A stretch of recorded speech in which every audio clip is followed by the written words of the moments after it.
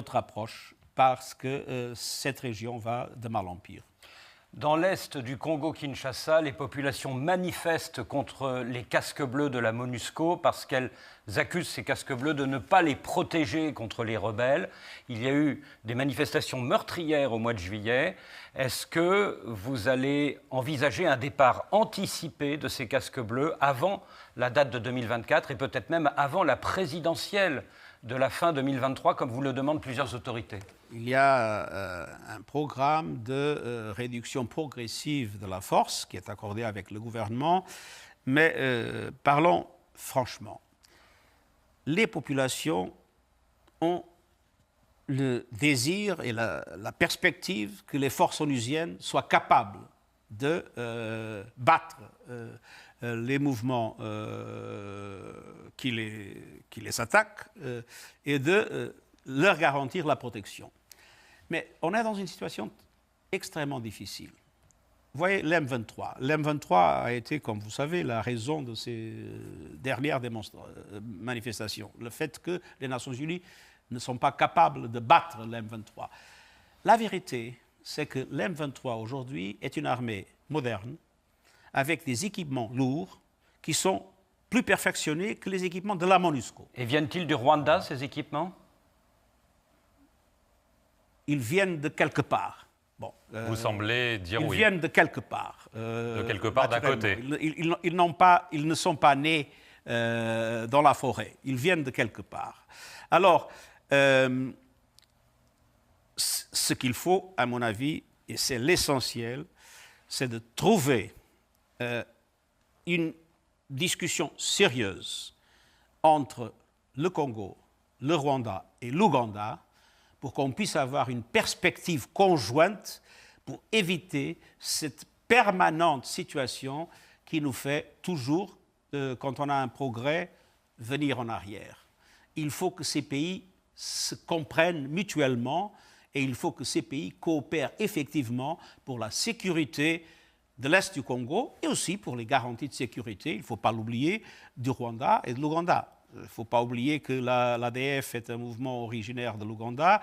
Il ne faut pas oublier qu'il y a encore dans le Congo le FDLR, je ne sais pas comment on dit ça en français, qui est un mouvement sorti des génocidaires des Hutus. Alors, il y a des préoccupations de tous les pays. Il faut qu'ils s'entendent parce que penser qu'une force de maintien de la paix peut résoudre des problèmes. Quand il y a maintenant des forces militaires extrêmement bien armées, c'est impossible. Et les populations, naturellement, ne le comprennent pas. Et pour nous, c'est une énorme... D'ailleurs, c'est un problème général sur le futur des opérations de maintien de la paix.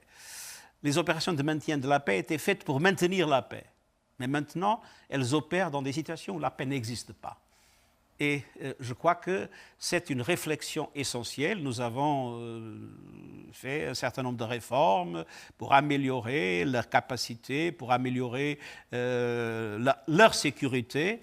Mais la vérité, c'est qu'il nous faut une réflexion profonde sur le futur du maintien de la paix dans des situations comme celle-là. Et moi, je suis entièrement favorable à qu'il y ait des forces d'imposition de la paix et de lutte antiterroriste, des forces africaines d'imposition de la paix et de lutte antiterroriste, menées sous l'égide de l'Union africaine et financées par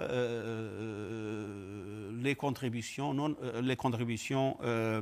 obligatoires du système des Nations Unies, comme les forces de maintien de la paix. Sans des forces africaines robustes d'imposition de la paix, je crois qu'on n'ira nulle part. Monsieur le secrétaire général, merci de nous avoir accordé cette interview et merci à vous.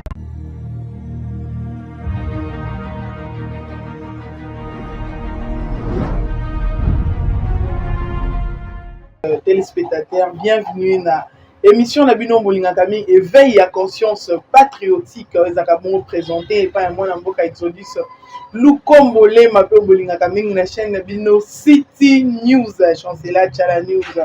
Merci beaucoup encore une fois pour la fidélité et attention bandeko balandi. Toi les sous les lots pour continuer comme état masolo parce que tolobaka yango et lobamaka mingi koloba ete mieux kovanda na ndako oyo kolia lipa ya kokauka kasi na kimia plutôt que kovanda na ndako oyo kolia misuni ekokwea lokola mane kasi kimia ezali te. Biso na Congo, bana Congo tovandi esika oyo tokolia esika oyo tokovivre mais ntango kimia eza te na mboka na biso ben tokotika koloba te tokokroise maboko te tokokata kosala baanalyse te jusqu'à ce que kimia ezonga mpe soki kimia ezongi tokokontinue kosala baanalyse mpona kolamusaka conscience na biso koloba ke ndenge tokomi na kimia toyebakaki mboka na biso ezali cible numéro 1 ya monde au regard de tout ce que nous avons comme potentiel, de tout ce que nous avons comme richesse, de tout ce que nous avons oyo et comme un sujet et comme c'est un sujet ya convoitise et pas ya ba voisin pe ba mikili misusu bande ko balandi e ko sala biso pasi komona ndenge nini ba opposants congolais bazo koka vraiment te bazo kokate koyebisa peuple congolais to telema ensemble ndenge mokonzi ya mboka azwi détermination ndenge mokonzi ya mboka ali na souci ndenge mokonzi ya mboka alingi biso totelema mpona kochanger makambo tobeta kaka masolo lelo autour ya situation sécuritaire ya mboka na biso bandeko balandi tout est parti mokolo oyo Rwanda atiaki biso mosapi na lisu mokolo oyo tokangana sur le territoire congolais des éléments des militaires rwandais na bateni ya RDF et Rwanda olia sala semblant ezaka un petit rappel pour bato bayebaka eloko ala tupe balandaka biso te bayeba toyaka ko Rwanda yaka kobimisa na miso ya mokili mobimaka yende azalaka agresseur ya République démocratique du Congo na kosengaka ces des éléments oyo bakotaka par infraction sur notre territoire bandeko balandi Rwanda alakisaki position na ye na monde Rwanda akokaki konie yango te parce qu'il est parti jusqu'à demander à ce que ba militaire mibale wana bazonga na mboka na bango biso bito lobaka na mopanzi na biso tokotinda bango te nous les communicateurs jusqu'à ce que bala msaba déclenche bakufaka mais toyebi biso nyonso ete la diplomatie parfois c'est une voie par excellence et c'est un koleka elle est douce au départ tout cela qui douceur à diplomatie pour nako biso beto qui na cadre ko se victimiser tout l'accès dans monde que tala biso to lâcher des éléments na bango mais to cause la paix Rwanda à son tour akata pe aluka lisusu kokatisa ba élément na ye na ngambo na biso te mais Rwanda monaki biso lokola bazoba ti lelo tomoni ndenge nini la partie Bunagana et ali ko se retrouver occupé et pas ya ba militaire rwandais lelo tozali na 3e mois oyo Bunagana ezali na mboka ba rwandais mais toyebaki pe lisusu que pendant que biso Rwanda a pour agresser biso pendant que le Rwanda nous agresse de l'autre côté il y a occidentaux silence radio ba ko le belo côté tout monde qui même les hypocrites comment dirais-je ces gens ici de la MONUSCO les hypocrites onisiens ils sont tout le monde qui nini ba expert na ba bimisaka ba rapport juste après population ko singa départ na bango et aujourd'hui où nous parlons à l'est bato ebele lelo basali ville morte ebele babimité ebele bavandi na mandako ya boko bima mpona kosenga kaka départ à MONUSCO par hypocrisie ils avaient été obligés à balancer les rapports montrant témoignant que c'est le Rwanda qui nous agresse et évidemment le Rwanda qui est derrière les groupes armés topé ba groupe terroriste de M23 mais malgré cela les sanctions sur la Congo totale la hypocrisie occidentale bisika et vandi les sanctions sur l'armement ya Congo pour te ba confondaka sanction wana na embargo to ali na embargo te kasi sanction petit biso ko soma mandoki nzoka to na temps urgence ko s'imposer na temps urgence ko senga to na mandoki pour la combattre pour la protéger mindelo na biso vraiment pendant ce temps le Rwanda ba ko continuer ko pesa mandoki mais biso Congo ba boy ko pesa biso mandoki na profiter ko saluer la vision ya mokonzi mboka na makambo na ko loba ko remercier les chefs de l'État lui le commandant suprême la décision oyo vraiment uteki ko kweya ya ko fabriquer désormais une usine qui sera sur place en République démocratique du Congo pour servir la République démocratique du Congo la fabrication ya ba mandoki c'est-à-dire Congo et à Limboka oyo tokozela lisusu te mikolo mizali koya parce que nous serons une puissance. Ndenge tozali puissante sur le plan, la République démocratique du Congo est puissante sur le plan géologique, sur le plan écologique, sur le plan il y a minerais, sur le plan même sur le plan démographique, sur le plan même il y a étendu un pays, un pays vraiment de richesse, une nation bénie, une nation où il y a richesse, potentialité. Oh kaka lelo même monde soko ko respirer lelo malamu ezali grâce bongo pe ya République démocratique du Congo yango toko benga pays toko mi benga pays solution pe adopter na monde to moni ndenge nini kala mingi te awa et bandaki déjà précope 27 déjà ezalaki lancé awa et pas ya ministre il y a environnement maman F Bazaï ensemble na premier ministre. Oh eza biloko eko lakisa ke Congo, même le Rwanda peut vivre eko dépendre na Congo. Même les États-Unis lelo batie monoko ba ko fongola bibemo na bango pour nous attaquer, pour montrer que bango ba ko soutenir ouvertement le Rwanda. Comment ba ko soutenir ouvertement le Rwanda bandeko balandi na lingaki to tanga eloko oyo. Ça a été publié sur ma page, mais la reléa qui a na makambo et bimaki na monoko ya Guterres. Guterres a lobby la République démocratique du Congo, il faut la CENI à communiquer de manière respective. Bon calendrier, en tout cas à respecter. Yoka a lobby, il faut CENI à communiquer de manière régulière son calendrier électoral et son budget. Écoutez maintenant ce que moi je dis, Guterres a une bouche pour parler de la CENI. Ah, est-elle makamama ponami? A fongoli bi bebonaye pour na kolo makamba CENI, pour na kolo makamba élection. Peut-être parce qu'ils ont une pensée négative à travers les élections. Mais pour condamner le Rwanda par rapport à ce que le Rwanda fait, Nations Unies a colbaté parce que Guterres, Azali secrétaire général à Nations Unies. Mais lui, comme le CG à Nations Unies, Azu Monokonae a formé pour na kobeta masolo, il y a CENI. Or, ce sont les Nations Unies, des barons de la mission, il y a paix, il y a sûreté partout dans le monde. Barons de bali na mission, il y a qu'on maintenir Kimia. Il y a un Congo, Pemboka Rwanda, Toye Banakozana Kimia, Kwebisa Rwanda pour arrêter avec ce que vous faites. Mais comme ce sont eux qui sont derrière ça, nous comprenons noir sur blanc que préoccupation de Morizako, Tika Rwanda, ils veulent profiter de cette situation des élections. Nous disons que les élections n'est pas une préoccupation à l'heure actuelle. Les élections n'est pas pour nous une urgence. Urgence au Congo, nous avons besoin de Kozana Kimia. Urgence où nous avons besoin de Bunagana pour récupérer un peu. Tout coup, tu as la distraction des peuples congolais. Tout coup, tu as la distraction parce que donc au monde à Bunagana, bon, à quelques 300 et quelques kilomètres à Kinshasa, on a Kwamutu. Kwamutu, oh, distance, il faut séparer Kwamutu, na Kingakati, et d'aller à 347. Donc, 5 heures, Kolongwa.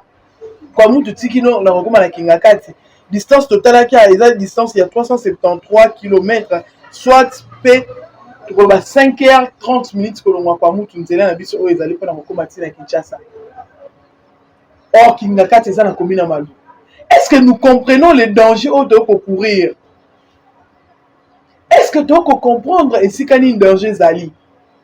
Voilà pourquoi tu peux la conscience patriote ya congolais nyonso efongwama et la muka ezala activé pour tolonga eloko o bandeko balandi. Je pense que va tebe ba okansana ko se répétaka. Beaucoup de gens vont penser que je me répète dans ma émission non ça ce n'est pas se répéter mais c'est tirer l'attention de tout le monde. Ne sois pas distrait par les partis politiques. Parti politique mon côté distrait biso parce que parti politique a la mission na oyebani. Mission parti politique est là pour conquérir le pouvoir, qu'on garde le plus longtemps possible. Il faut que babongo na kozala na kimia d'abord. Pour la élection zala, il faut que babon bandeko balandi kozala na kimia oyo ezali ya kovanda mais likolo ya kimia nde yango wana tokobeta masolo ya maponani. Urgence pour la biso sikoyo, moi je pense que biloko eza urgent, c'est la paix. Mais on peut aussi avoir la paix à travers l'identification. Tala lelo ndenge nini mokonza mboka la musa onip, lelo onip ali kosala musala na ye et bientôt onip akozala sur terrain pour identifier bongo les Congolais bandeko balandi, identifier les Congolais et octroi des cartes d'identité pour permettre au tali longa général nous sommes na Congo mais ça c'est un Congolais ou bien Congolais tu peux plus sur la morphologie to yebana et au tali Swahili général anon le bobité attends moi la botami na poto to l'accent moi j'ai mes cousines qui vivent en France au soka bengue local de soba kia moté qui est non abengo amwe ba vimbi po ba lakisa bango mais on ndenge nini général oyo alobi nga natanga na Uganda nga natanga na Burundi ayebi ata Swahili malamu te mais aye auto se poser question est-ce qu'il y a pas ba critérium ezakate défini pour na moto kokoma kokota na armée tikino kokende komata kokoma na ba grade lokola ba colonel ba major ba grade lokola ba lieutenant ba grade lokola ba généraux. Nous posons plusieurs questions. De l'homme Konzamboka, décision moko ya malamu décision et poya qui depuis avant-hier bandeko balandi na lobela ki on a ba émission mususu et qu'on ça la paix important que bana kolobela ngo awa na émission na biso Konzamboka la makambo tali sécurité a eu déjà une très bonne décision tout le monde qui ndenge ni nomination et salamaki ya général Chiwewe l'apôtre Chiwewe oyo akosala mosala na pesa ka exemple ya ndenge ni ndeko Mwakadi Barnabé a kosala mosala na DGI parce qu'ali moto akobanga pe nzambe alobi te mbongo koleka nyonso koleka kasi soki tokati hémorragie oyo te ya koyibaka mboka ko changer te. Voilà pourquoi to laksa exemple ya kokamba bampate exemple ya kozala mwana na nzambe même na mosala oyo kosala exemple yango ezali nini akosala mosala malamu aujourd'hui ba recette eza visible aujourd'hui traçabilité ezali ndenge moko pena nomination ya ndeko Christian Chiwewe o akosala mosala po bible bino c'est l'éternel Zamba lolande azali l'éternel des armées alobi te po na nzambe to défendre une cause juste nous allons craindre l'éternel des armées o alongola quand même souffle de vie. Il fera bien son travail. Nous parlerons très prochainement de son profil. C'est quelqu'un qui a été dans l'armée. Ou a Colina Katsa armée. Ou a Yebi. Pezana mi 600 na armée. Ou a Zali peut déterminer tout soit Bunagana dans quelques jours. Ou a la petite détermination Bunagana. Azongi Sayangono Maboka et Bakongomani. Nous disons merci beaucoup à son excellence, Monsieur le Président de la République, Félix Antoine Tshisekedi Tshilombo, pour ce choix vraiment porté sur les différents généraux, même les générales Kassongo, Papa Kassongo Léon, Azalipe nommé parmi Bateau Babimaki, tout le monde de je ne vais pas me répéter ici. La liste, elle est tellement longue. Voilà pourquoi Naningaki, Tosukaka, la chef d'état-major, Yemoko a remplacé le général Mbala. Nous avons aussi besoin des personnes qui ont cette force. Bateau Banon Makasi. Des jeunes avec de l'expérience, de l'expertise. Au bazar Makasi pour Nakusala Moussala. Aujourd'hui, nous avons un général qui est aussi jeune, qui est fort, qui a de l'expertise. Oh, depuis tout le temps, Asima qui JR, tu es qui peut regarder Kabila, JR, qui Moura, qui va, oh, Moura, tout le monde qui même dans le quartier, bah, les bébés, bah, ça, qui va groupe, il y a pour Trakaka, bah, de ça, Moura. Parce que les Moura se croyaient comme des super hommes sous Kabila. Les Moura se croyaient comme des intouchables sous Kabila. Bah, Moura, bah, le quoi, à Robeta, comment il va qui va te gâcher facile, c'était des Moura. Il y a totalement comme ils sont les tata à Bomuya, l'équipe, bah, ça va être intouchable. Mais ici, avec le général Christian Chiwewe, tout le monde a qui les Moura étaient devenus très disciplinés. Moura, comment qu'il a discipline, mon connant, tout le monde a été. On s'est dit, c'est l'armée congolaise dans son entièreté, la discipline, amour, devise, il y a défense, détermination, mission, pour défendre Mindelo Yamboka, Yango Bakolata. Et nous pensons aussi qu'à travers lui, l'infiltration partira. Pour l'infiltration, il y a conscience patriotique. Parce que tu comprends que Oaza infiltré, on dénoncer.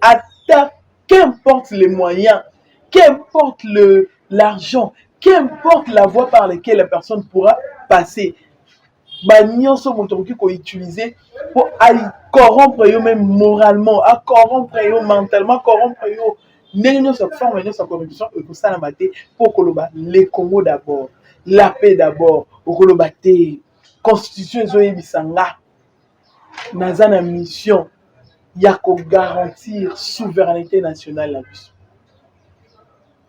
Parce que nous parlons aussi de la partie est de notre pays. Parce que nous parlons de la sécurité, parce que cette situation sécuritaire est quotidienne à Kinshasa, bandeko to beta lisolo oyo. To beta lisolo to beta masolo ya sécurisation en boka na biso.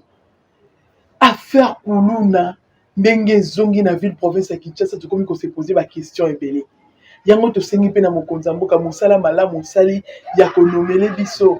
To mwi ba général Chiko ndenge ba mati oyo a récupérer la kabiso Tiruchiru oyo a récupérer ce territoire moko oyo koya ki pe na maboko ya ba Rwandais mikolo te koleka to sengi na yepe asimela biso la police nationale congolaise oyo to occupé infiltration ici ekoti kuna oyo to occupé makambo ba mbilinga déjà ekoti kuna parce que façon bato bakomi coopérer okokini na liolo bazo coopérer na ngondo ya ba policier Kuluna asimbi ngondo, mususu asimbi machette, mususu asimbi baïonnette, mususu asimbi munduki bazwi yango wapi.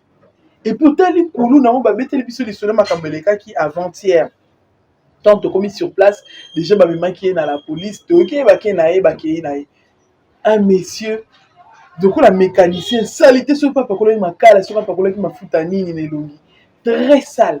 Les messieurs sur l'avenir oyo bakotonga actuellement na Kapela wana ndeko na nzena avenir ya Kapela azwi moto tikanga quelque part bakuna muta moto bakita kona Kapela wana kote baotonga nzela kota station bakita boye abimisi $100 apesi muta moto papa tongo boye ozinga na tongo $100 mutongo nazali kaka $100 nazali ozali $100 nde muta moto bese moi chiluba bita osusu aza ndeko na biso wako eto to solliciter na chimba to kasoki ayebi chimba ke na chimba ayebi te to yeba ndeko ba kasaya bavanda pe na Katanga ba yeba ka Swahili ndeko abite peut-être aza ndeko na nga ya Katanga abite na Swahili boye mutabanzolo ba Swahili muto wana lobaki ndeko ba surtout ke Swahili o eza Swahili te ata bora na ngai na yo ka Swahili moko bako omona Swahili bakotisi ki ne rwandais ki bakotisi balangue koti bela bon na ina ya lingala kutu kedal zéro pena na matoi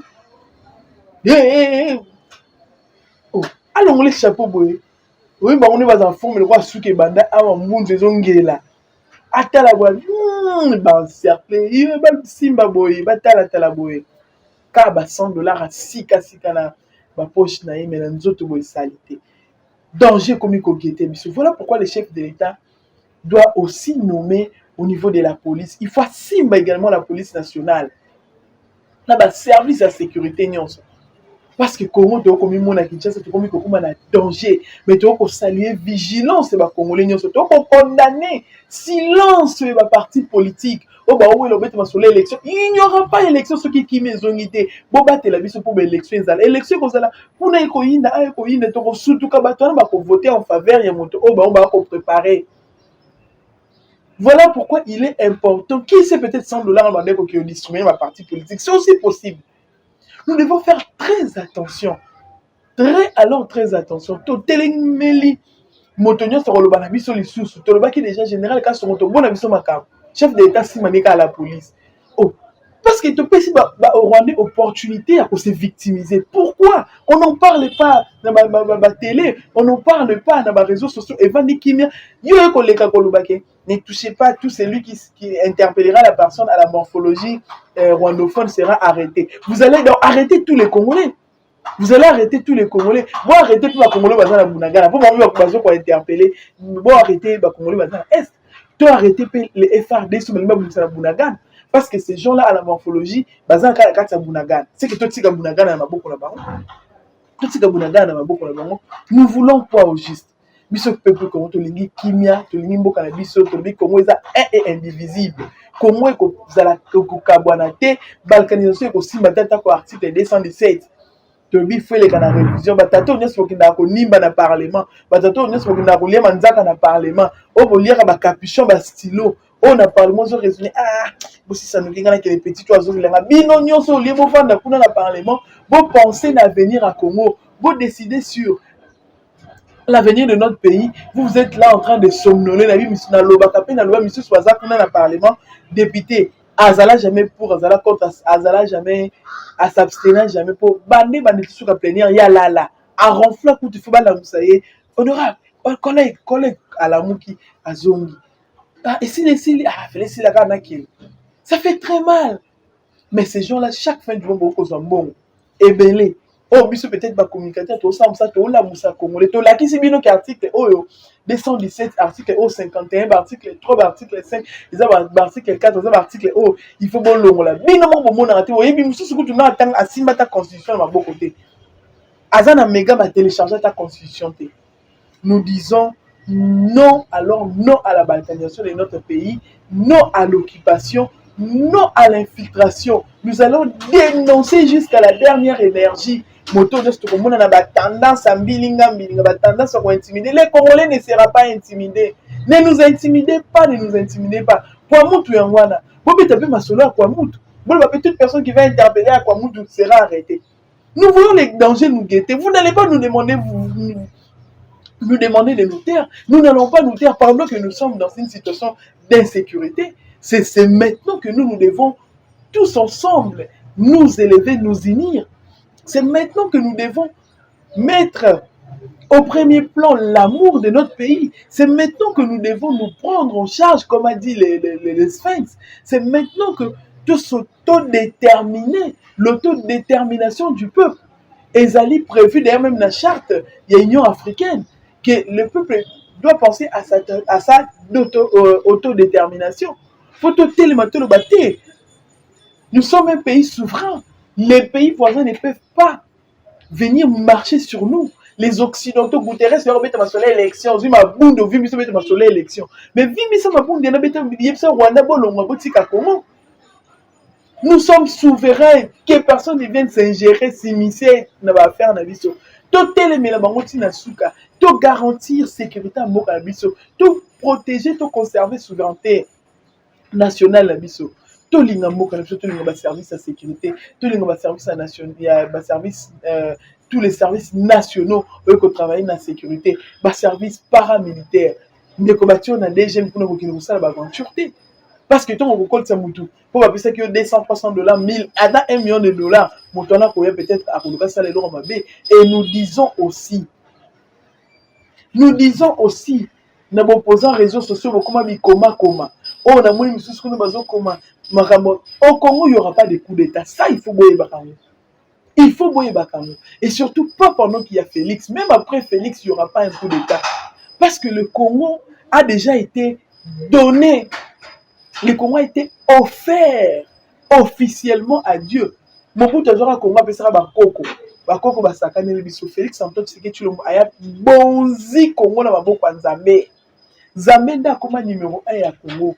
Et même affaire à Bunagana aujourd'hui, Nenge Tozana papa Christian, Nenge Tozana papa Chico, papa Kassomo, avec nos généraux.